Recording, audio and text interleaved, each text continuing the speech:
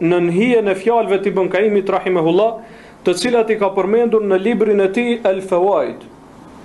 Ibn Qayyimi e dini kush është, do të thonë prej dietarëve ndoshta më të mëdhej që i ka njohur historia e muslimanëve.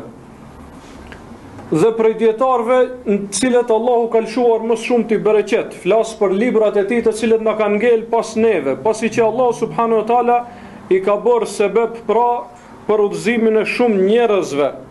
Jo vetëm nga jo islami në islam, po edhe ata që janë brenda islamit në sunet, në kuptimin e menhexhit të sakt dhe të vërtet. Pa u vënuar shumë, shkurtimisht rreth librit El Fawaid është libër që përkthehet dobit, në shumës do me thonë. El Fawaid është shumë si fjalës fajde. Fajde do të thotë dobi, në aspektin gjuhësor. Ndonjëherë në terminologji përdoret për kamatën, sepse është shtesë. Mirë, po ne flasim në aspektin gjuhësor, do me thonë, el fajde është dobia. Dobi, çfarë do dobie të jetë?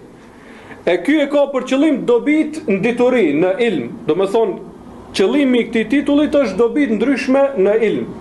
Edhe libri nuk ka ndonjë renditje të caktuar, po është një formë ditari apo një formë shkrimi i Ibn Qayyimit, që sa herë që ju ka kujtuar një dobi apo e ka dëgjuar dikund, sidomos nga mësuesi i tij më i dalluar Sheikhul Islam Ibn Taymija rahimahullah, sa herë që e ka dëgjuar një dobi, e ka hasur ose ju ka kujtuar thjesht një frymëzim i çastit, e ka shkruar në këtë libër.